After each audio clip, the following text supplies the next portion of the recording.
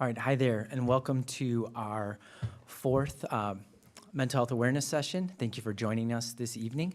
Tonight's topic, we're going to be talking about coping strategies. We're also going to be talking about the role that hope and resilience plays in working through a mental health challenge. My name is Shbecker, and I am the mental health navigator at the West Bend School District. Before we get started, I just want to thank the school district, thank Superintendent Wimmer for supporting these sessions. And I also want to introduce and thank the panel as we're getting started here. So Jackie Schmolt, she was on our panel for our second session. She's back, so excited to hear from her this evening. Cheyenne Gilbert. Cheyenne is the mental health manager at the Kettle Moraine YMCA. So she's here, honored to have her here with us this evening as well. And then we have our parent representative, Liz Ratzberg. Liz is the parent of two, I'm sure, energetic boys within our district. So she's going to share her experience about one of her sons and supporting him with his ADHD and just how that has affected him at home and inside school as well. And then we have, Larisha Williams. She's a psych nurse practitioner. I shortened it. She had a long title, so she helped me out with that. But she's going to talk about her role in supporting individuals, not primarily, but part of her job is through medication and medication management, so just talking that through. And then we're all going to be talking about the second half, really, the topics of hope and resilience and how that plays. So, Liz, I'm going to turn it over to you if you're okay with that. Yeah, sure. Okay, am I on here? So I have two sons in the district, as Sean had mentioned here. My oldest son has diagnoses of autism, ADHD. He has also suffered with depression and anxiety. Really, a lot of this started to show up after his 2-year checkup. So this has been a long process for us. It was always very hard to identify, I think early on with him, the difference between what's normal kid emotions versus those really big emotions that so many of these kids that have these different diagnoses have, and sometimes just kids that struggle with some of these emotions in general. So it was a long process of kind of learning more about my son and learning what works for him. It wasn't until he was in kindergarten that he was diagnosed with ADHD. It wasn't until he was almost 8 years old. He was 7.5 by the time he was diagnosed with autism. But we had even worked with birth to 3 programs and things like that, and finding out what works for him and how we set him up for success. It's definitely a back and forth struggle. It's hard to find stability and a balance to things. It's hard to find people that understand what some of these challenges are. There's sometimes overlap between what's normal behavior for a kid and the extremes that some other kids experience, because all kids can struggle with their emotions, but there's also extreme senses of that struggle at times. So that's been one of our biggest challenges, I would say, at school and at home, just determining where are things coming from, what are his triggers, what's setting him off, what's holding him back. Or sometimes it's, he can go to school and he can have an excellent day there and everything looks good and clean on the surface there, but then our child comes home and we see the crash effect because he's barely held it together all day. For our particular situation, it didn't help either that our more challenging child was our first child. So there was that experience of not knowing. Some of it was us thinking just as parents, we knew parenting was going to be hard. We just didn't think it would be quite this hard.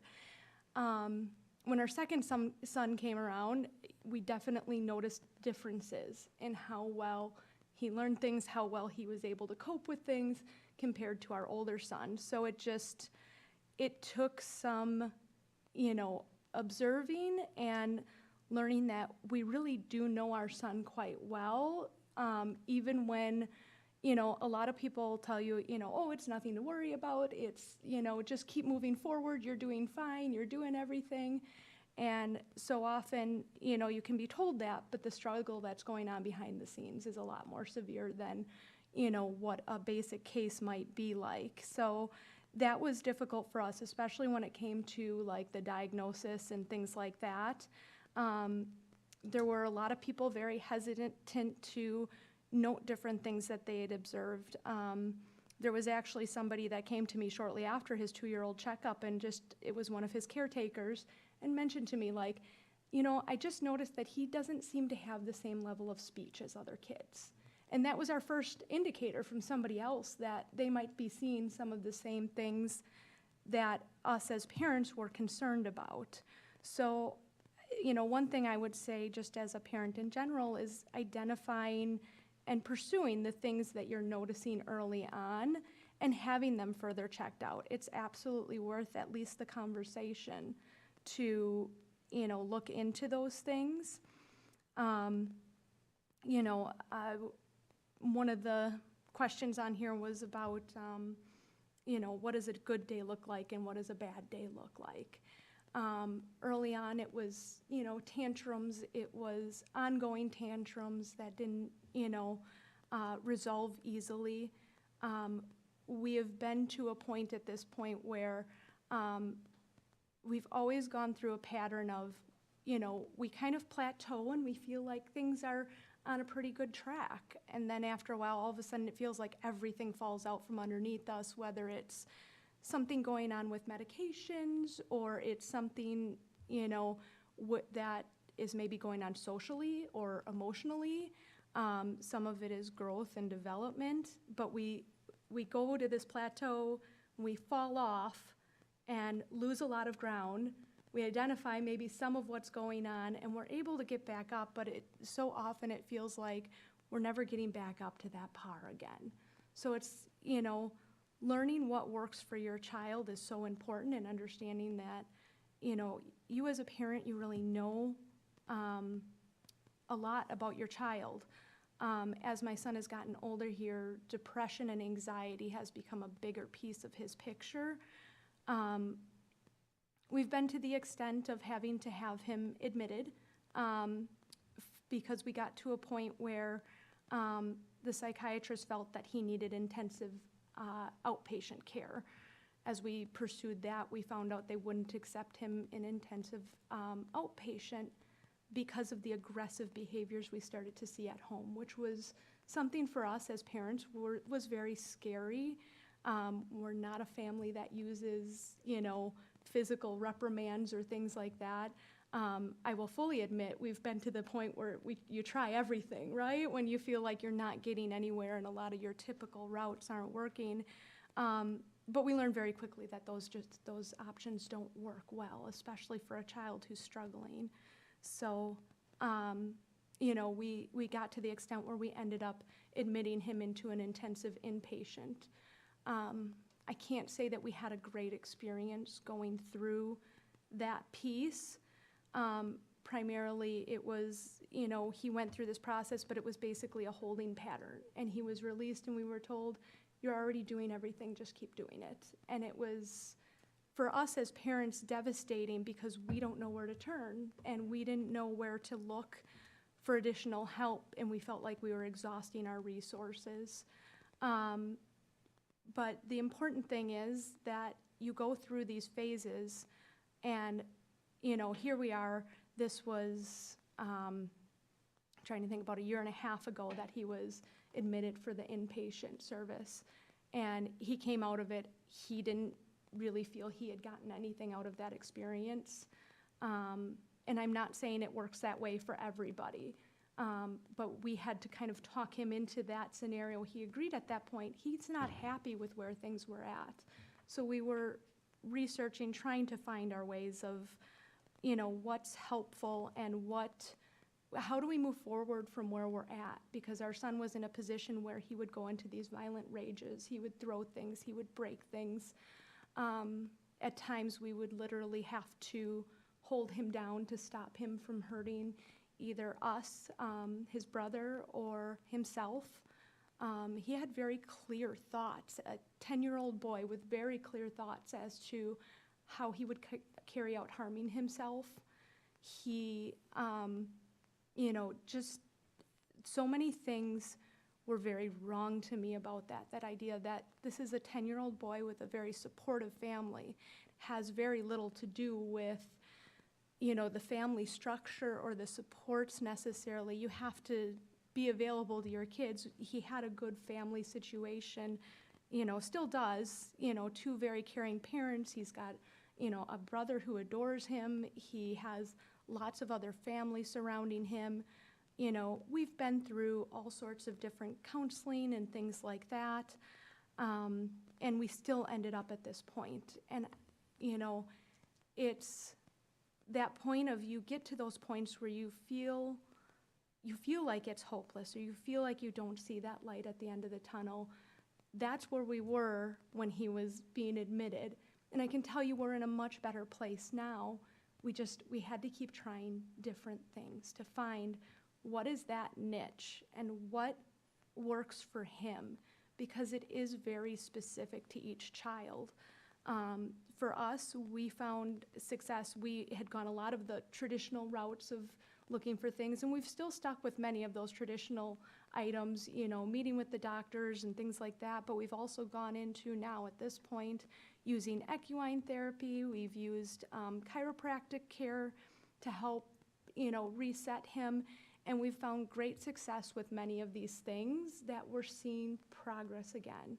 So even when things were very dark and we didn't know what direction it was going to go, we were getting to a point where it was, we were told, well, if it gets worse, call 911. And when you're thinking about having to call 911 because you can no longer restrain your 10-year-old boy, it's a very, very deflating experience, especially knowing that you've poured so much into this child to try to help them and put them in a better position, and you're still having these struggles. But you don't give up either. It's, this is your child, and you see, you watch them grow up, you see these different experiences that they have very early on. I remember saying to my husband that I could see that my son had very, very strong emotions.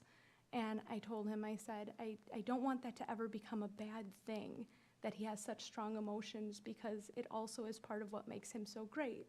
When he loves something, he really loves it.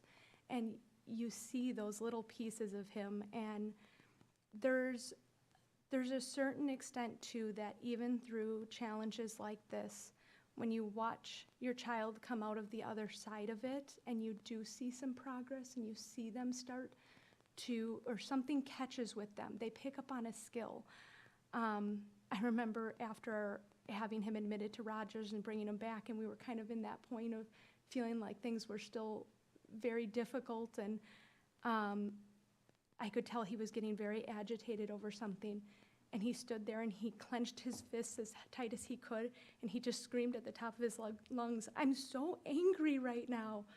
And it might sound like we were at such a horrible point at that, but to me, as his mother, seeing him just announce that he was angry, he was identifying what he was feeling in that moment, and he wasn't reacting on it. And that was a huge step forward for us. It was him, for one of the first times, really identifying in the midst of his, absolute, frustration, identifying, I'm angry and I don't know what to do. And all I could do in that moment, I couldn't reprimand him for being angry. I said, "That's really great, bud. I am so proud of you. You identified what's going on right now. And now we just need to take that step back and we need to work through this." So you always have to follow back through. You have to show them empathy. And I think that's a huge part of, building. I know we're talking a lot on hope and resilience today. There's always some hope there, even in some of those most difficult times when you're hitting those points and you feel like things feel hopeless, find those little signs. The fact that they're identifying something, or the fact that, there's still some glimmer, or you see them enjoying something that they haven't enjoyed for a while. Because they go through those patterns of, at times they engross themselves in their enjoyments, and then other times you see them just moving further away from the things they enjoy. Watch for those little signs, and encourage them to participate in things. As I was thinking through a lot of this, resilience, the definition of it is the capacity to withstand or recover quickly from difficulties, or toughness. Sometimes some of these kids that are struggling with these things, especially, I know with my son, and he's, struggling with other factors too, but if they don't have the skills to get through something, we can't always reprimand them on it. We need to show compassion and empathy, and we're better able to connect with them to help them build a skill so that they can build that resilience. So often they don't need to be yelled at for making a poor choice, or for, reprimanded for not following through on something. Sometimes they need for you to connect with them over it. I will fully admit we're human too. We've made our mistakes. We've made poor choices, or in the heat of the moment lost our temper when trying to deal or navigate the scenarios that have arose for us. And one of the biggest things that I have found is I try to model for my son as often as I can, but even in the moments where I lose it, or I don't keep my cool when we're working through a lot of these scenarios, I'll be vulnerable with him, and I'll admit, we always circle back after there's any sort of, disagreement, explosion, or, if he's just coming home dysregulated and unable to cope with things. We may have a rough evening. It may turn into a back and forth type thing. I try to avoid any, power struggles, but I'll admit to him that I was wrong. I shouldn't have yelled. I said things that were, not correct. Giving that vulnerability, I feel like, opens up that conversation. By no means do we have it all figured out yet. It's an ongoing process, and it's constantly changing. But there's always hope there. There's always some sort of, some sort of sign that there's still something more to look forward to. So even though there's setbacks, know that it does change, and you do work your way through it, but you can't stop trying. I always tell my son, just because it's difficult doesn't mean we don't try. So I admit to him when I'm having difficulties, him and I have come up with a system of, connecting after we may have an argument or a fight or something like that, and sitting down and agreeing that neither one of us enjoyed that interaction with each other. And we've come to an agreement that if I feel like I'm going to lose my cool, I count down from 5. And that's his signal to let him know where I'm at, to say, wow, I'm just, I'm at that edge, and I need you to meet me halfway right now, because we're only human too. And there's always some struggle and difficulties working through these type of things. So coming up with the systems that work, that help to connect you with your child, and keeping that open communication. Often with my son, I have to use humor. We have to find a humor point to suddenly break it. So suddenly making a joke in the middle of a heated argument, just to change both of our patterns, and finding some way to break where we're getting stuck with things. So, sorry, that was a lot of rambling. I would say there's nothing to be sorry about there at all. And if we had just to pick through that story, the rest of the night, we would get a lot of gold out of there.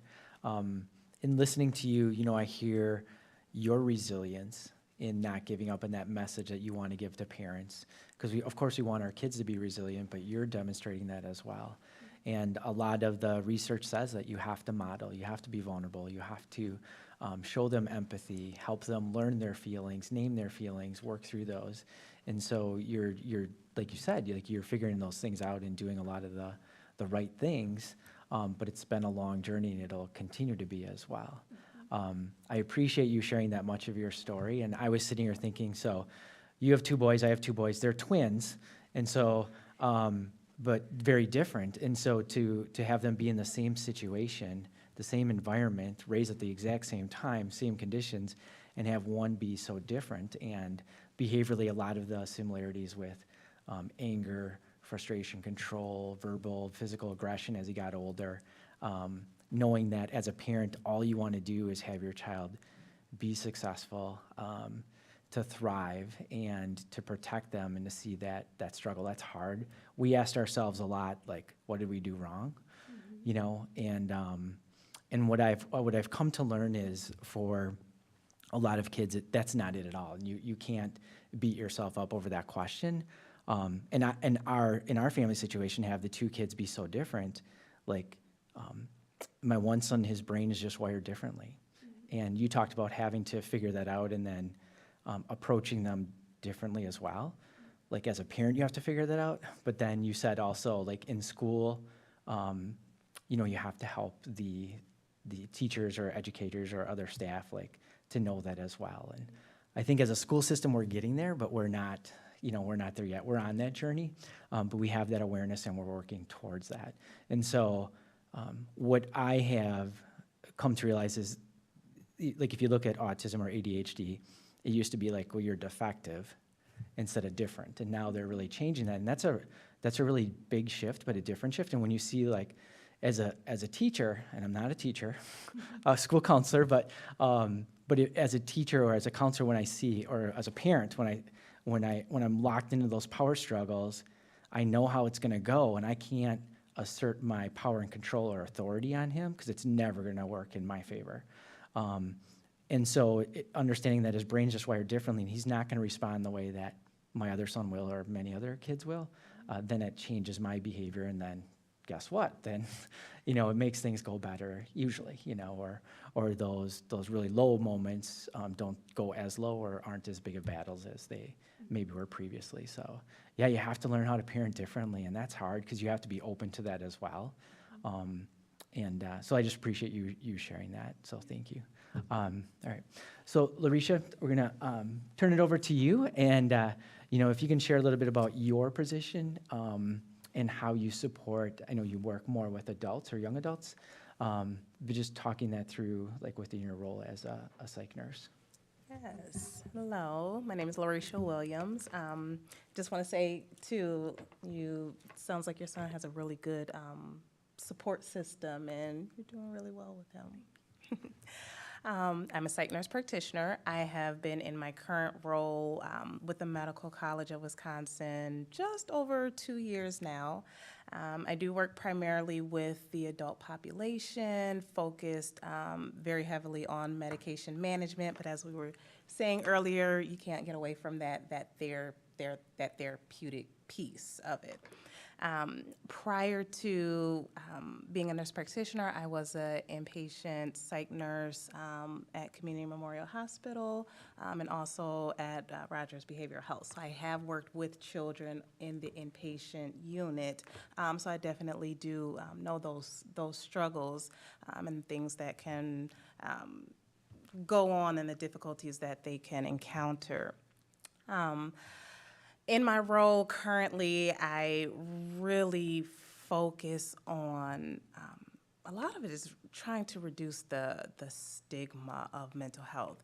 Even though people come into the office and they sit there, they still have so much doubt. They have so many questions. They are still very unsure. And a part of me kind of knows when somebody's not going to come back, and just come back, just keep trying. Things can improve. You do have to put the work in, but they can improve. more personally, as I started to get into this role of evaluating and diagnosing individuals, I had to look at myself because I'm like, okay, this kind of sounds like me. And then I began to deal with my own anxieties and kind of, okay, where is this coming from? And you know, what is triggering this? And are the frustrations that I feel at times, is it true frustration or is it something else? Is there, you know, and then concurrently, as my children began to get older, I also started to notice some of those symptoms. And currently going through that, my daughter's 10 now, and she is, we're kind of in this stage, like, is there an ADHD piece? There's definitely some anxiety. I had to, again, take a step back because when I'm anxious, I tend to avoid things. I'm an introvert. I like to kind of keep to myself and stay in my bubble. As she began to get older, she's the opposite. She likes to go out. She likes to do things. She's involved in everything. But I noticed the social anxieties that she would face too. And so instead of me kind of, okay, well, let's go into our little bubble, I had to bring myself out of that, and so that I can help her, because I don't want her to then become, you know, this introverted person and not try things and avoid things. So one of the questions that was on the sheet was, you know, how does medication management play a role into mental illness?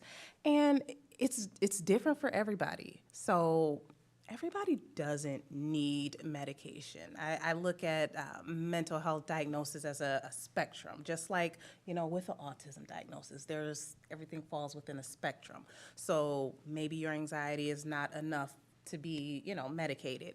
There are so many different coping skills, therapy, lifestyle management, nutrition, physical activity. There's a multitude of things that can be helpful. But then there are some people that they do need that medication, and it is going to be helpful in improving their lifestyle.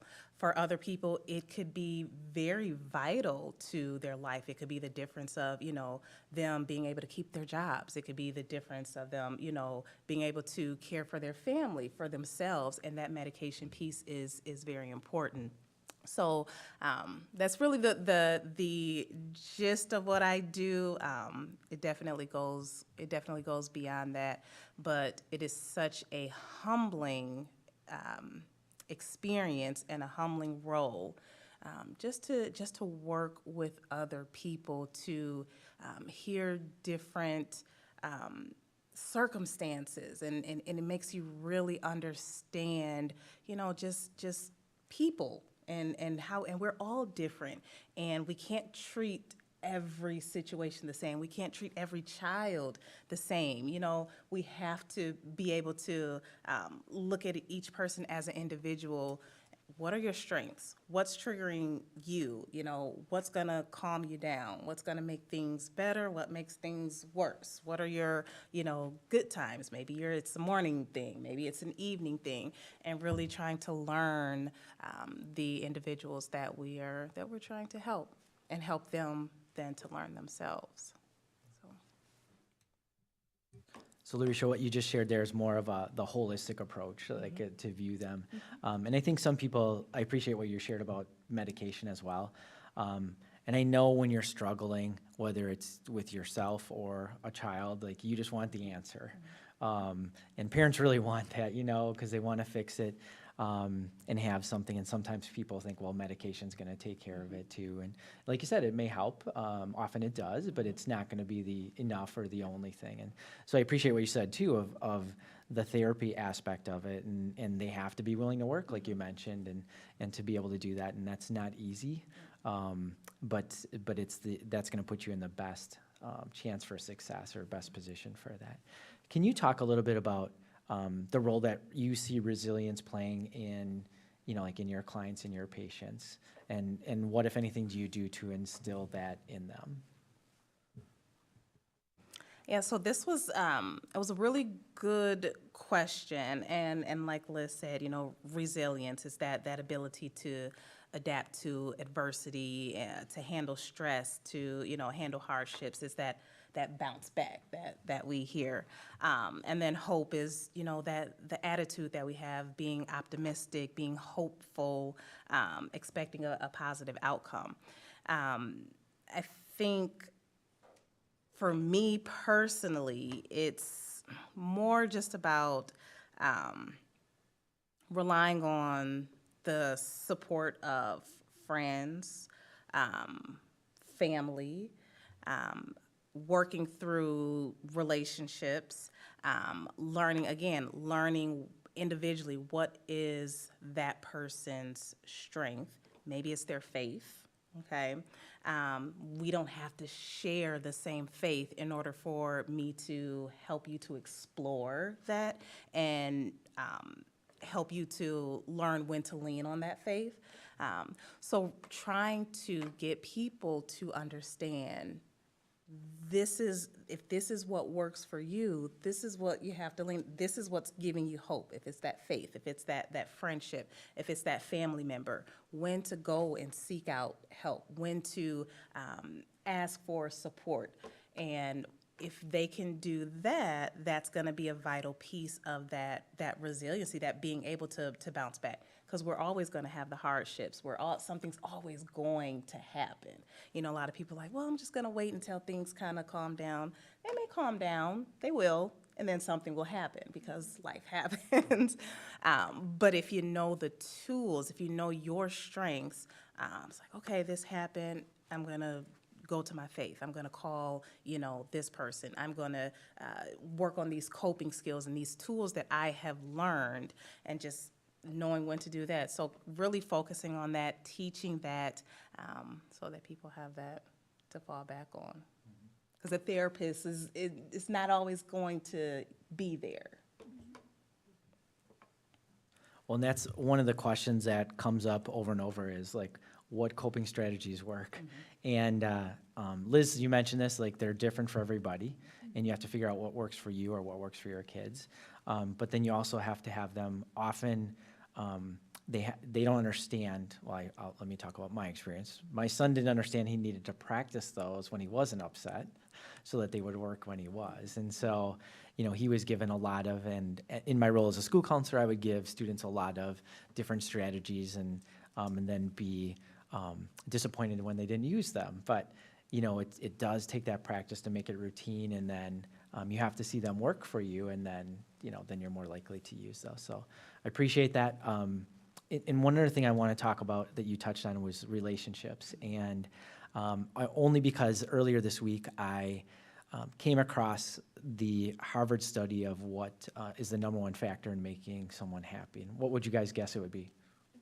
Relationships, yeah, it's the number one thing. And so if you have time, Google Harvard study relationships, and but they have 80 years of research studying the same group of people and looking at their relationships and those connections, whether it's a spouse or a significant other or a friend, an extended family member. But that is the number one difference maker overall in our happiness in life. And so it's not a surprise that you brought that up, but you can figure that out. And I think a lot of times when you're struggling, or if your kids are struggling, relationships may be the first thing that, or the main thing that suffers, either, whether it's with you directly or those loved ones. And I know in our home that would be, it was pretty contentious at times, and we would say and my wife, Liz, you talked about counting down from 5. She would just tell our son, like, you need to walk away right now. I can't have you by me. And, you reach that point, but you have to also be able to give yourself permission to calm yourself as an adult. And the other thing that happens is if we're approaching a situation and we're not in a good state or we're not calm, it's that interaction usually isn't going to go well. And a lot of times teachers will get into that with students or parents, the same thing. Like if you're upset and you go at it from that upset and you're not calm yet, then that'll definitely spill over into that. So I want to build on the coping, but also with hope and resilience. And I'm really honored that Cheyenne and Jackie are here this evening, and they both have lost a loved one to suicide and dealing with mental health. And the honor is in them being here to share that story and being willing to do that. So I don't know if you guys rock, paper, scissors it or not, or no. So Jackie, if you wouldn't mind, starting and just sharing, again, just remind us of your background, like the role you have right now, but then just talking about your son, Zach, and his struggle, and then your recovery from that. Okay, I'll be happy to do that. And I know that I probably represent every parent's worst nightmare because my son died by suicide. And, I'm listening to Liz talk about everything they did and are still doing for their kids, and I'm like, I did all that for Zach. We spent 3 weeks at the Mayo Clinic, and he went to therapy, and we did so much. And sometimes, regardless of how hard you try, you just can't control every moment of their life. And it's terrifying. I know that it's terrifying, and but I have to be real with everyone about the risk with mental health. And my son was the worst case scenario, losing them like that. So how do you deal with that? That is the most difficult thing I've ever faced in my life, and I can't imagine anything being worse than that. But, I have to go back to that comment you made about the Harvard study, because I actually show that to my students, and I do believe that it's the people in my life that kept me afloat, and I think that it's the greatest protective factor. And I'm not saying that Zachary, my son, didn't have that. He did. But, yeah, it's a complicated story with him, and I don't know that right now would be the time to talk about that part of the story. But I did have to process that loss, and it took time, it took a lot of effort, it took a lot of support, it just took a lot. And the one thing I had to learn was, how am I going to overcome this guilt that this happened to my son? Because I loved him more than I loved anything or anyone, and I worked so hard to keep him well. You wouldn't believe how much I fought with the insurance company to get him at the Mayo Clinic. I mean, I was mama bear, and it just wasn't enough, and that part is hard. I processed that guilt. I went to a therapist to process that guilt, and we talked it through, and you can't blame yourself because you can't be there 24/7. You do everything you can, and you just hope and pray that it's enough. The way that I coped with it involved a lot of soul searching and how am I going to make this meaningful? How am I going to cherish his memory and still live my life? And I think one of the most important things for me was to find some meaning in my own life so that I didn't go down that dark hole myself. Because people who lose a loved one to suicide are a higher risk for suicide themselves. And I assure you, I am not suicidal. Mm-hmm. I never have been. I know that I'm lucky, and I won the serotonin lottery. Mm-hmm. And my brain is wired for, finding joy and counting my blessings. Not everybody's wired that way. Like you said, your two sons are very different, Sean, and I think Zach had some wiring issues in his brain. He was diagnosed with ADHD. We thought for a while that he might actually be autistic because he didn't make eye contact with people very easily, socially awkward.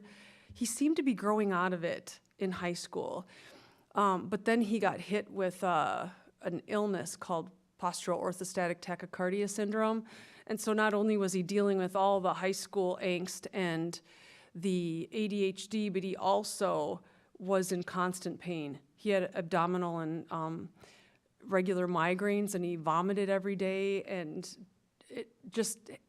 trying to teach a kid how to deal with pain, whether it's physical or psychological, you're asking them to carry a pretty heavy burden. So we did take him to the Mayo Clinic, and we they did a wonderful job with cognitive therapy, occupational therapy. They talked about suicide prevention. In thinking back to what was missed, I think I ignored the fact that my son was a suicide risk, because it didn't even dawn on me, how could someone be a suicide risk when you love them so much and they know that they're loved? Like, you guys love your kids. I know that Zach knew I loved him, like, more than anything. In fact, it was almost like, Mom, back off a little bit. So I realized that one of the things that was missing was a wake-up call to all the parents in the Mayo Clinic group about how high of a risk someone is with an ADHD diagnosis, and especially with a chronic illness diagnosis. And one of the things that I found meaning in after Zach died was trying to increase everyone's awareness of all of those risk factors. And I was fortunate to be put in a position where we could create the Youth Impact Club at school. So it has been our goal to train kids to watch out for each other and their family members. And we've been learning as much as we can about the risk factors to suicide. And this year, I'm really very, very proud of the fact that I have trained 145 students in QPR. So I know that our safety net is bigger and stronger the more people we train. I trained 15 adults at my church this past Saturday. I'm going to be doing a staff training on April 1st. The more people we can train, the more people that are watching out for our most, our vulnerable kids and family members. So I have decided that I have to channel my love for Zach into the Youth Impact Club, into, other people, other organizations, and, what I do in his memory and to honor him, and I think he would want me to do that. So that's kind of where the Youth Impact Club came from and what my hope is for that. So now that we're doing QPR training, that's like become really, really important for all of our members. And so not all of our members are trained right now, but most of them are. And it's just kind of my mission to train as many people as possible. So I'll be doing that even after I retire. And I also found some meaning and comfort in a support group that I helped create. Our community has a wonderful facility in NAMI, and I think you've had NAMI speak here before. They have support groups for people struggling with mental illness of all ages, and then family members who have a child with, or a family member with a mental illness, but they didn't have a suicide loss support group. And I helped create it with Suzanne Milkus, and we have been running 3 years now. I can't begin to tell you how important it is to have a community of people that can share and really relate, because until you've had a child with a mental illness or until you've had a suicide loss, you really don't fully get it. I have wonderful family and friends, but they haven't lost a child. And I think just connecting with people in that way can be so supportive, and that's what I love about NAMI and all their programs over there. I hope to, at some point in the near future, have some kind of support group for teenagers that have lost someone to suicide. I've had 3 different students this year come up to me and talk to me about people they've lost to suicide or almost lost to suicide. And I know there's more kids out there than that. So where are they going to bounce ideas and to, share that? And it's funny how those support groups work, because when you talk about a loss like that and you're able to speak about it and share it with other people, the burden is lighter. We all leave our support group feeling like a weight has been lifted because we're not carrying it alone. So those are some of the things that I've done through the Youth Impact Club and through the Hope Connections at NAMI that is created. And I feel like I was going to say one more thing. Hold on. that might be it. Thank you, Jackie. I'm glad that you ended with what you did, because you said earlier, like, I had to find something in my life to cherish him and his memory, and I wanted you to talk about the Youth Impact Club, but also your group at NAMI. And again, it's that, and you reinforced the importance of reducing that stigma. So the group that you work with through NAMI especially, to not only give them support and build those relationships, but to help them feel like they're not alone and they have a place to go. So I thank you for that. That is a very important group and support that you're offering. I did want you to because in education we throw around acronyms all the time. Could you just briefly explain what QPR is for people who may not know? Yeah, I sometimes forget that not everyone knows what that means. It's a nationally known program. It's like CPR, but for mental health, and you don't have to be a trained therapist to do it. You learn to question, persuade, and refer. So when I teach the course, we learn about suicide statistics, which are really incredibly alarming. And then we learn about the myths and the stigma. And then we learn about the warning signs. And then we learn how to ask people that you think might be struggling.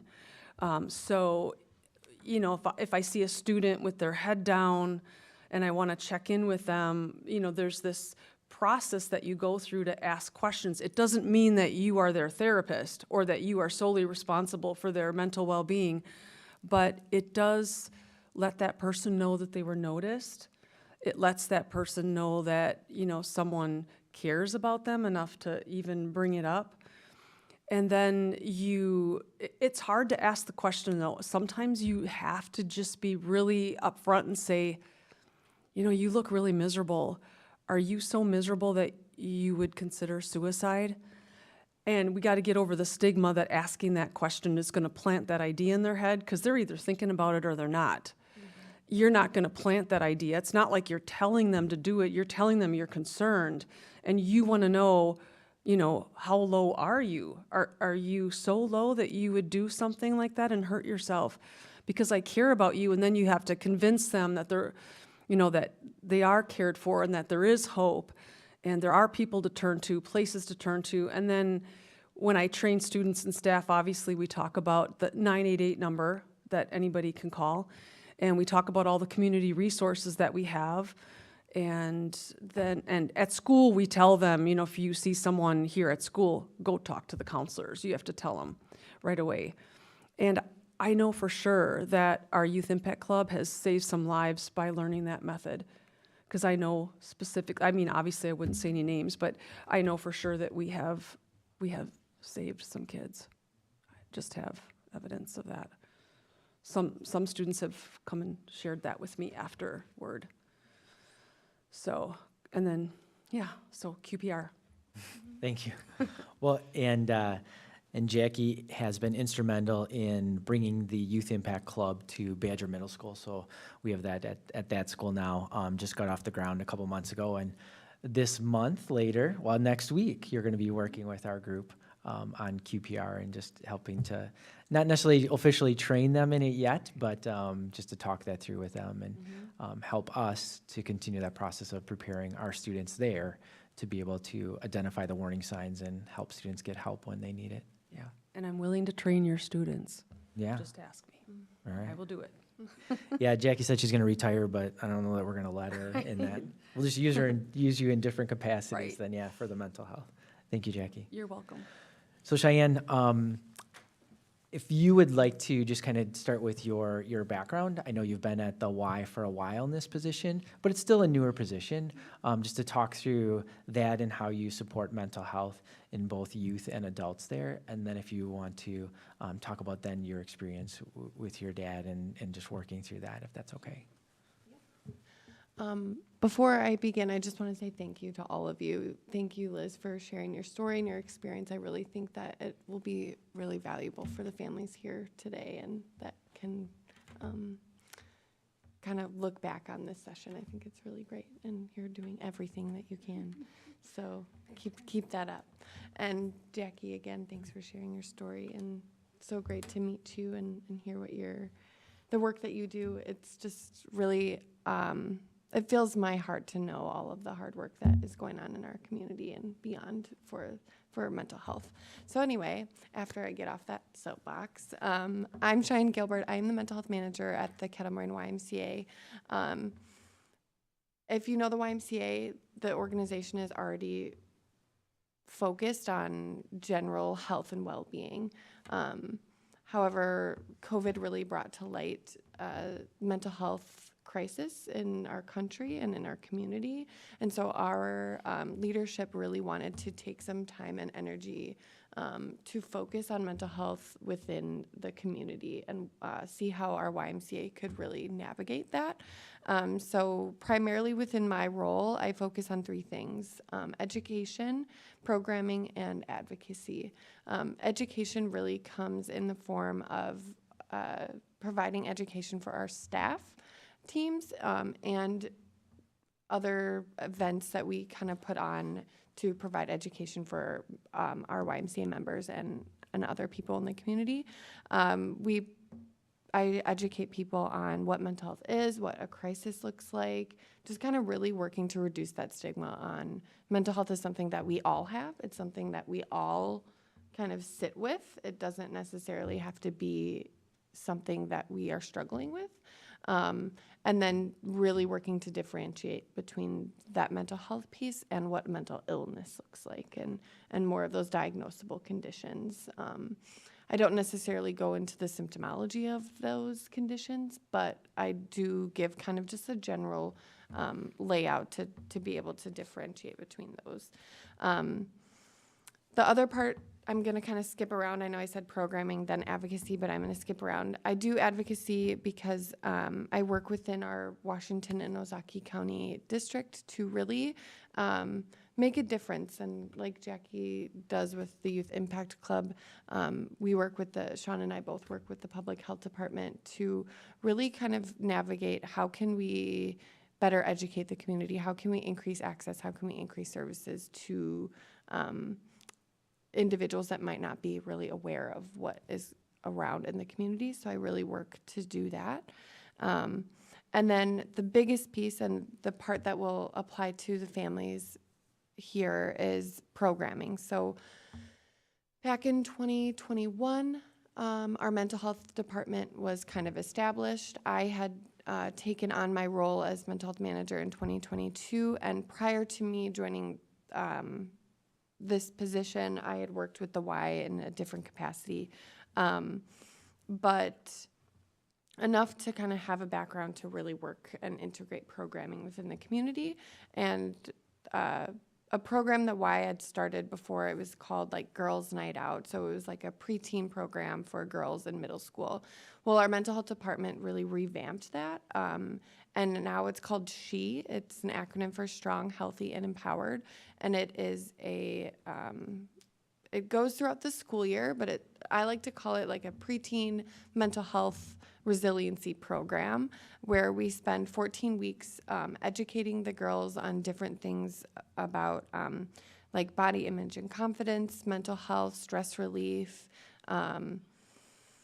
money management, healthy friendships, and there's several other things I'm not going to list them all. But the program itself is meant to err on the side of prevention versus, responses or reactions to mental illnesses.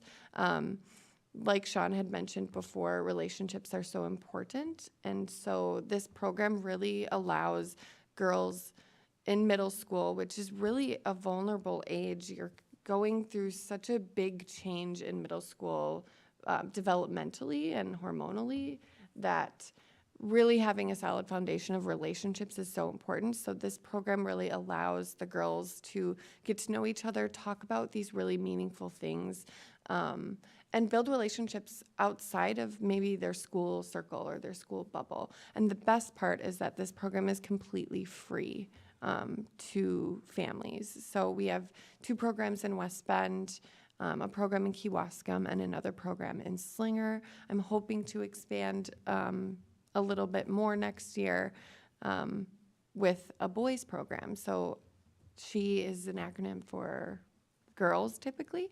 So we are hoping to, by fall of 2024, to have a similar program that mirrors that relationship, educational support, mental health education, and resilience building for middle school boys, because there really isn't a lot of spaces for boys to have meaningful conversations like this outside of school, but also it really works to reduce that stigma so that boys can also get that need met. Anything else about that program? Okay. So I guess I'll try not to jump around too much. Having this position at the YMCA really is kind of like a full circle moment for me. When I was in college, I had kind of struggled with not knowing what I wanted to do with my life. And then my twin brother had kind of gone through the criminal justice system, and so I was really kind of heavily motivated to learn more about that. But that experience, and then my dad at the time when I was in college was really struggling and was at like the lowest point with his own mental health. He was diagnosed with bipolar disorder with psychotic episodes, and I wasn't really aware of that until after I went to college. But anyway, he really struggled with just kind of understanding what was going on in reality, to kind of summarize it. And as a person in college, my dad lived in Michigan, I felt like I had no control over what was going on. I was really, really struggling with what was going on with my brother, what was going on with my dad. So I was like kind of at a point where I'm like, I don't know what to do. And I had chosen to study psychology in school so I could kind of get a better understanding of maybe what was going on with my dad, a better understanding of myself. And honestly, psychology is really fascinating. So I was like, perfect, I'll learn about this. Well, after I graduated in 2018 with my bachelor's, I didn't really know where I wanted to do or, again, where I wanted to go, so I started working at the YMCA as a camp counselor. And I quickly realized that I loved working with kids, and it was kind of like the perfect space for me to channel maybe a little like anxious energy or whatever it was. I was able to really kind of learn about the kids and really discover my passion for behavioral health and mental health. And then after that first summer working as a camp counselor, in September of 2018, my dad had died by suicide. And every time I say it, I'm like blank-minded. I'm like, oh yeah, that happened. So that was about over 5 years ago. 5 years ago. I'm like losing track of time. So at that time, I was working with the Y, and they were absolutely super supportive of me. And kind of bringing this back to coping and resilience, at the time I really didn't have a lot of coping tools in my arsenal to work with. So just to be vulnerable, I didn't really have the greatest coping tools. And then about 6 months later, I had decided to do, we called it a sober month. So it was like no alcohol, no nicotine, no any kind of stimulants, which was something that I really wanted to do because I had smoked cigarettes throughout my college years, and I really wanted to quit. And at the time, drinking was a very unhealthy coping tool that I had used after losing my dad. And so choosing to be sober was like the perfect transition to kind of change my life around. I really wasn't in the best place. I was struggled with depression for a while after he had passed. And once I chose to do this sober month, I was like, okay, this is going to be something that is going to change my life. And it did. About 2 weeks into that sober month, I met some people, and they had said, oh, run a half marathon with us. And I said, okay. I've never really done that. I didn't really like to run. So I signed up for this half marathon. After smoking for 5 years, I quit cold turkey. And then 8 weeks later, I ran a half marathon. And in this process, in this kind of shift in mindset to create a goal for myself, to really kind of just shift from being in this really low space to developing more of my own resilience. I had wanted to honor my dad in this process of running the half marathon. So I had opened myself up to some vulnerability. I shared my story, and I asked my friends and family to help support me. And I was able to raise over $2,000 for the American Foundation for Suicide Prevention. And that was really kind of like the catalyst moment for my life to change. I continued my work with the YMCA.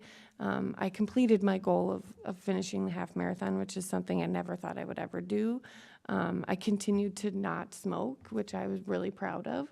And then I decided to go back to school and get my master's in social work. And I really have found over the years that I have such a passion for mental health, for suicide prevention, and for really kind of, this is my way of like honoring my dad, but also just a really personal passion is to help people with what they're going through. Life is not easy, and perspective is everything. And I kind of, like Jackie said before, I'm kind of wired to look for hope. And I think the biggest thing that has helped me like through the loss of my dad is like just overcoming my fear to talk about things, overcoming my fear within myself. I had to go back to therapy because I struggled a lot with self-esteem. The part of losing my dad and the guilt that I had felt, that really kind of like, I struggled with like a label. I struggled with kind of like how to identify myself outside of that trauma, and shifting towards being able to build my own self-esteem and really kind of focus on my passion for mental health has really kind of been able to shift away from that trauma, but to use that trauma to help support other people and help other people realize that they're not alone in their life experiences. So kind of back to this full circle moment, I had went back to school to get my master's in social work, and then just as everything kind of worked out perfectly, and this mental health position had opened up, and I was able to use my position within the YMCA as an internship for my graduate degree, and it's really just been the best year and a half working with the YMCA in this position. And I continue every single day to build my hope and maintain my resilience. Jackie was sharing before, I was able to share my story with the Youth Impact Club about losing my dad, and how I've been able to find hope. And I think, like I said, perspective is everything. And kind of knowing where you're at, having a little bit of agency within yourself and a little bit of awareness, right? Liz, you were talking about how proud you were of your son to identify the feeling that he was having. Prior to losing my dad and all of that, I really didn't know, even as a college student, the emotions that I was having. And so over the years, I've been able to really kind of build this self-awareness to know, okay, this is the emotion I'm feeling anxious, or It's been a couple of days, and I felt really sad. Am I feeling a little depressed, or I'm feeling really angry, or the variety of emotions. It's been really important to just kind of be aware of those emotions, and then having a goal for myself. That was probably the biggest life shift. Was okay. I'm gonna completely shift my lifestyle, and the YMCA has been such a pillar for that. And I hope to encourage more people and more families to utilize the YMCA in that way, because it really is a space for wellness. It really is such a space for community. I've really kind of built this identity and this family within the people that I work with at the YMCA. And I hope that other people in the community can receive that same level of support. So yeah, I guess what I would say to someone who lost a loved one, don't be afraid to get out of your comfort zone. I mean, losing a loved one is really hard, no matter what happens. But try to take a step back, try to find whatever feeling that you're feeling, become aware of that, and then don't be afraid to ask for help. The biggest way that I was able to get through everything is the support from my family, the support from my friends, and the support from the people at the Y. So, yeah. So thank you for sharing that, and some common themes there, but talking about relationships again. And what I appreciate is to be able, you said you had some fear at times, but were vulnerable to take those risks and focus on yourself and know that you were heading in a bad direction, or that wasn't going to go where you wanted to be or who you wanted to be. And so then to be able to turn that and do that work, I think is admirable to not only acknowledge it, but then to say, okay, I got to keep working at this. And you worked really hard to get to where you are right now. Yeah, thank you. Yeah, I think it's important to, as I was listening to everyone talking, I'm what is the biggest thing that helped? And overcoming fear is the biggest thing. I think being in college, and I really kind of had this lifestyle, I was scared to shift. I was scared to change. I was scared to try something different or learn different coping tools. And I was kind of scared to shift away from that lifestyle that I had, but I knew I had to do something different. And I think for families and for people that might be struggling with their own mental health or maybe their own addictions or things like that, it's overcoming that fear and overcoming maybe shame is really important to help shift that perspective so that you can continue to move forward and continue to maintain your own resilience or find your own resilience. Before all of this happened, I really didn't look at myself as a resilient person. I kind of struggled, and college was very, very challenging. But again, realizing, okay, maybe there's certain people in my life that didn't serve me, or there's certain things in my life that didn't serve me the way that I thought would. I know quitting smoking was really scary because it was just one thing that I had used as a kind of a crutch or something that I had used to help me, or I thought it helped me. And then after I was able to quit and stay away from it, I realized wow, I'm a lot less anxious, or wow, this is actually a lot better now that I don't do this anymore.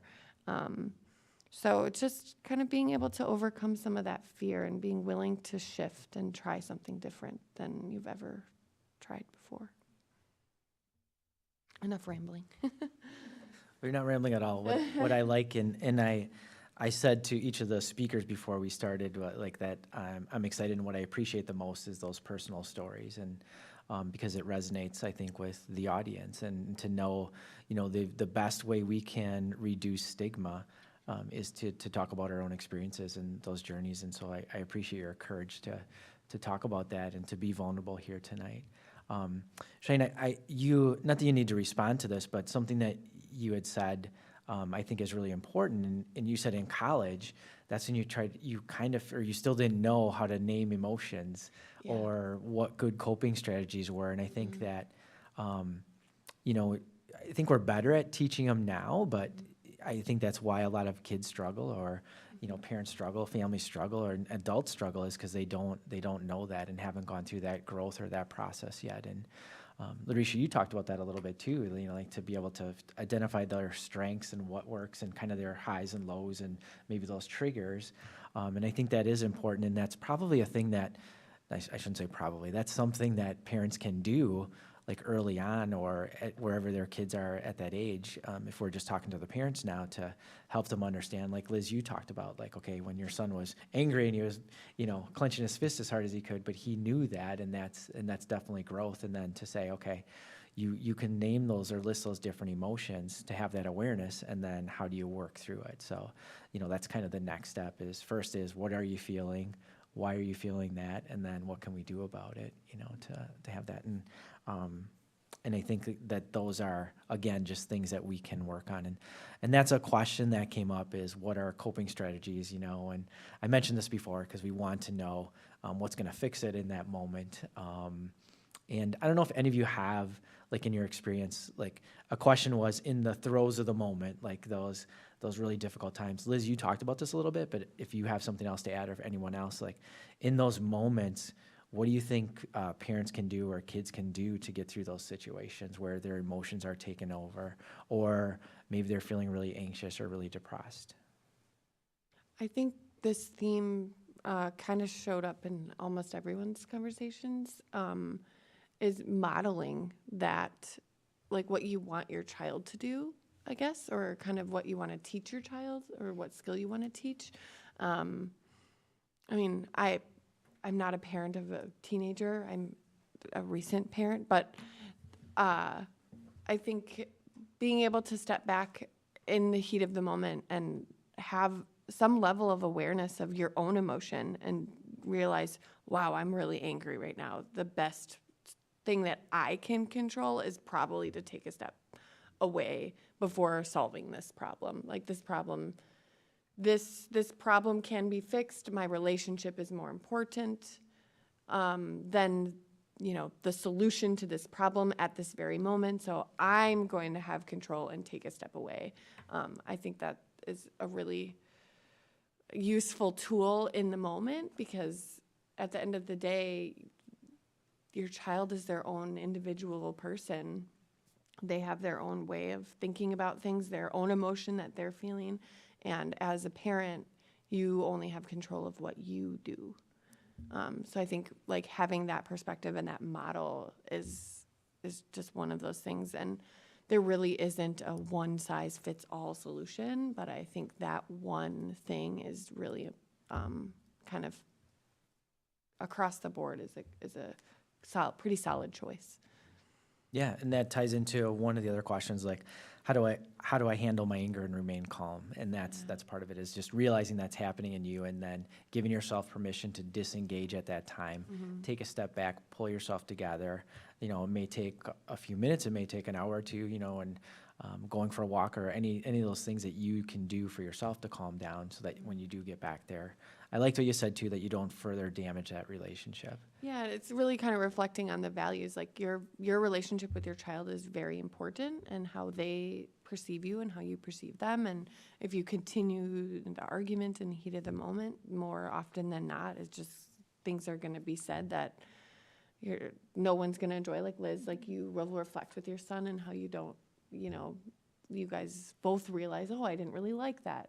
And so kind of taking that power and choosing to step away. And then it shows your child, okay, wow, my parent is aware of their own emotion and they can take a step away. Maybe I should do that too.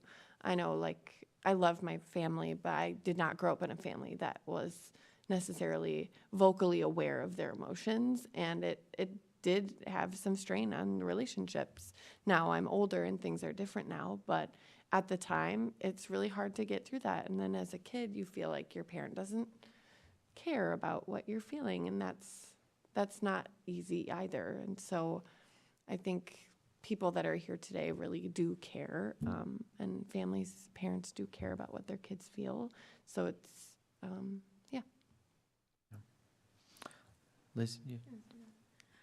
I was just gonna add in that usually, right when you're in the heat of the moment, there's not too much that can be solved, I feel like, in those moments, because those emotions are so strong and they're very polarized, obviously, if you're conflicting with your loved one or your child or whoever it might be. And, you know, a lot of our conversation has been around this idea of resilience, but I think sometimes resilience starts with admitting how broken and hurt we are first. And that's part of taking that break, just saying, I need a moment, I'm in a bad place right now, and I just need that space. I think sharing that with your child, giving them the opportunity to see your vulnerability with them, it keeps the conversation going, and that's part of what leads to that hope, that we're not acting in the heat of the moment.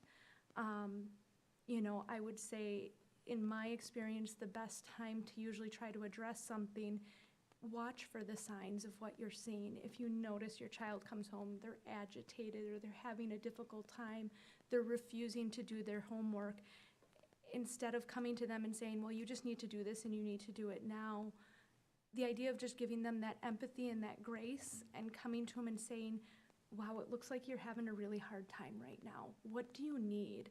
Giving them that understanding that you are seeing some of their signs, that it's okay to feel frustrated with this. It's okay to feel overwhelmed, but let's take that step back before we get really overwhelmed and we end up in a, you know, full meltdown over a simple math assignment or a, you know, sometimes it's the smallest things that can trigger these, but it's usually something that in hindsight you can see there were signs that led up to this, and just recognizing what those signs are for your child, so hopefully you can get to it before you get to being in that moment. But you don't want to put yourself in a position where you're in a power struggle either with them, and you're putting demands on them when they're already struggling, or they're, you know, they can't necessarily change what's going on in their scenario, and they just need some understanding to reset some of that in those moments. So.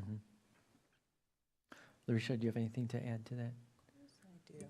So, one thing that I would tell the children when they were being discharged, when I did work on the inpatient unit, each child is sent home with a safety plan, and they create that with the social worker while they're on the unit. And right before they leave the unit, I always let them know, like, when you don't just take this safety plan and, you know, take it home and put it on your dresser or in a drawer somewhere, you're not gonna think about it when you're in that moment, when you're in a crisis. Put it on a poster board, make it big, make it colorful, make it bright, and put it up on the wall somewhere. And then when you are in that moment, maybe it won't even be you, maybe a loved one will be like, hey, look at your safety, something that will be eye-catching. And maybe it'll work, maybe it won't, but it'll be better than this, you know? Another thing, again, with the modeling, being vulnerable with your children, sometimes I'll just stop in the middle of an argument. I'm like, just give me a hug, just give me a hug. And it as much as they don't want to in the moment, when they hug you, it's like, okay, but you're not letting go either. And it does, and it just kind of calms them, and it calms me because we're both, you know, getting up there. Yeah, and just kind of maybe doing some of the coping skills together. If, hey, let's take a few seconds, let's do some deep breathing. Let's go for a walk instead of sending them to do those coping skills alone. We both need it right now, so. Yeah, good strategies there too. Larisha, as we're on you, a question here that comes up. What would be some of the warning signs? So if I'm not really sure, and Liz, you talked about this a little bit, like mental illness, like ADHD can look like depression and anxiety. There's a lot of crossover. with a lot of the different diagnoses or disorders or challenges. So can you talk a little bit about like what would be some of the main things like parents could see like, well, this is maybe not typical. I should have someone else like or talk to someone else about this or look into it a little more. So again, in children, it's hard because there's so many changes, hormonal changes, going through puberty. Asking questions is really going to be, I think, pivotal with the children. But any change in behavior, especially if it's abrupt, avoidance. If your child usually comes home and sits on the couch and watches TV, but now they just go to their room and they stay in their room and they really don't want to be bothered. Little things, not coming down for dinner. Well, you always come down for dinner. You're not hungry today. Change in friendships or how they are dealing with their friendships, outbursts and things like that at home, schoolwork, behaviors, picking up on little things that they may say, little comments, kind of being mindful of what they're exposed to, what they're watching, the music that they're listening to. Things like that. Again, it's hard because they're constantly changing. Is this a phase? Is this something that I need to take seriously? And that's where that communication will come into play. Before it gets to anything, serious, like, the self-harm and things like that, just really being mindful of the behavior changes that could happen. And again, looking at the how chronic they are, how long-lasting they are. Typically they say if it's more than 2 weeks you're noticing that, then there's a higher level of concern. All right, Jackie, I want to come back to something that you had talked about earlier. But if you look at, what can you do for somebody? What can you say? And you said asking someone basically point blank if they're suicidal, have they thought about hurting themselves, like isn't going to plant that seed. And not that you have to answer this, but I want us to think about, is there anything we can tell people listening that, if they do have a concern about a child, like how can they start that conversation? And I know you help that with your students, and with adults too. So what advice would you give there or strategies? I would say just notice them and let them know that you notice them. That attention is just kind of a way of showing them that you love them. But it can be so complicated with teenagers. And I agree with what Larisha said, because I distinctly remember the months leading up to my son's death. My husband kept saying, I think we have to take him back to the therapist. He's really, really grumpy. And he had been doing so well. His grades were up. He had more friends than he'd ever had before. And I looked at my husband and I said, he's a normal teenager and he's got chronic pain. I'd be grumpy too, and I just blew it off. But I shouldn't have. I'm not taking the blame for what he did for that, because I obviously talked to my therapist about that, and he said, Jackie, 98% of the time you would be right in your assumption. You can't know that for sure. And I do wish that I had not just accepted it as normal teenage behavior, that I had just checked in with him, because I didn't really, because I just assumed everything was okay. So you have to ask those questions. You just can't let that go unnoticed. And I want to say this to parents, because as a teacher, one of the things I start to look for is if they had A's first semester and now they're failing, that's a big red flag. That's the change that we're talking about. And, I just sent an email to a parent today, just with that concern. I'm like, what's going on? What's happening? I'm worried. And there's this dramatic decline. You can't overlook stuff like that. You got to investigate. Mm-hmm. So thanks for bringing that up, Larisha. Well, and I just want to say, we, on the website, we're going to have more information, answers to the questions, but also We'll have a handout that has the warning signs on there, what to look for, how to start conversations, like not only questions that, or stems you can ask to check in and start those conversations, but also how to do it in a way that they might listen. If they're really resistant and they don't want to talk, like what you can do. And that's basically just letting them know that you care and you love them and you're going to be there for them when they are finally ready, knowing that you can't force that conversation. So we're winding down. I want to ask all of you, one of the other things is coping strategies. So for yourself personally, if you just can talk about like one or two of your top, like what is your top or your top two coping strategies for yourself? And we'll just go down the line. So Larisha, you can start. My number one coping strategy is music. I absolutely love music.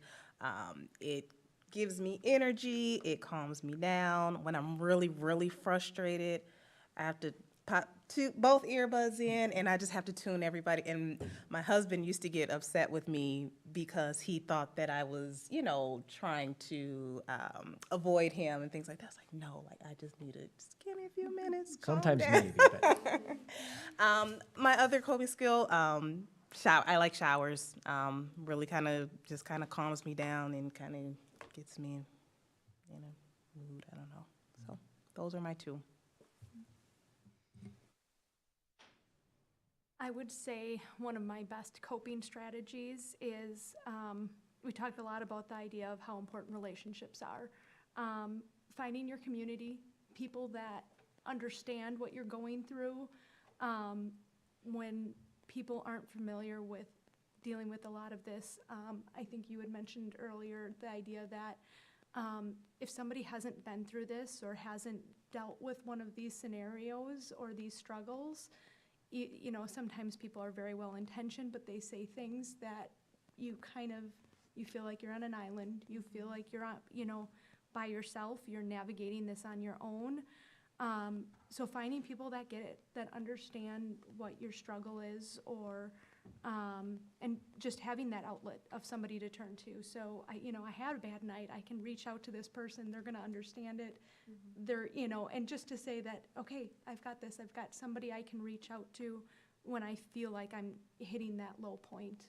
And yeah, taking some time when you can, finding little ways to take time. I think I neglected that in myself for the longest time. I'm not an avid reader, but I have stacks and stacks of books on autism and ADHD, and I realized how consuming my researching how to help my son became, that I started realizing I need to read something other than this. And just, I found out I really like historical fiction books. So it was just, that was my outlet at night. I shut down, I can read my book, everybody else is in bed, and even if it's just 5 or 10 minutes at the end of the night, it's enough just to help me let go of the struggles from my day and remember tomorrow's a new day. So.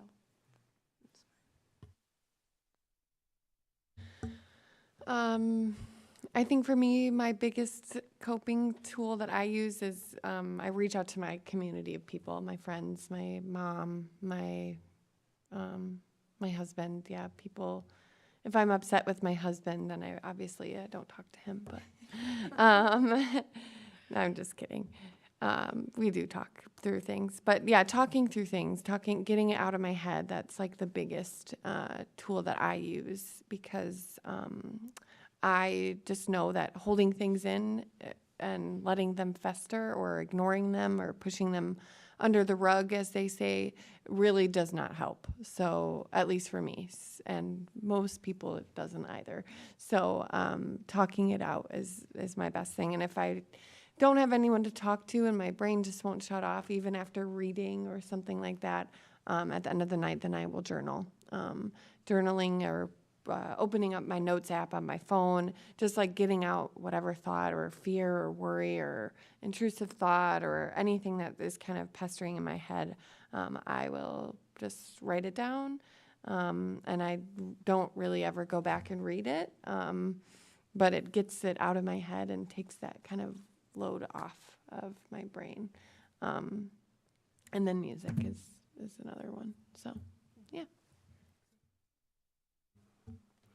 Liz spoke for me. No, exactly what Liz does, I do, but then I also have to walk in nature. I have to be surrounded by trees and birds and fresh air, and I like to walk alone with my dog. I don't want to be talking to anyone. I want to be alone and practicing gratitude, because even with this terrible loss, I have a lot to be grateful for. So that's it.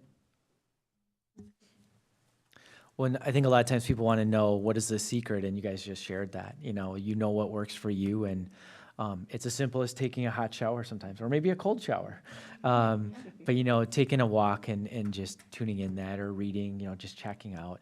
I don't know how many times I've told people or asked them if they journal, and it doesn't work for everybody, but it is certainly something that is a great thing. And practicing gratitude, we say that, but I think it's easily dismissed. It's like, oh yeah, I'm grateful. Like, how's that going to change my life? But it really can be life-changing, when you're focusing on those things to be grateful for. And there's, the other things too, like people talk about mindfulness, and that's a big thing, to just being present in that moment and taking your mind off things. So we are out of time. Great. Well, we ran over a little. I apologize for that. But I want to thank the panel. Jackie, thank you for being here. Cheyenne, thank you for being here and sharing your story. Liz, for you as well. And I think your story can speak to a lot of the parents, like Cheyenne said earlier, just for them to be able to tune into. And Larisha, for you as well. I appreciate you earlier just saying, like, well, I'm going to share a little bit about myself and my struggles, again, to reduce that stigma. And you had some really good tips and information for us to think about and also to carry on. I'm super grateful, and I mean it from the bottom of my heart, that you guys were here tonight, and just to share your experience and to share your time and to help all of us just get better at this. So thank you very much.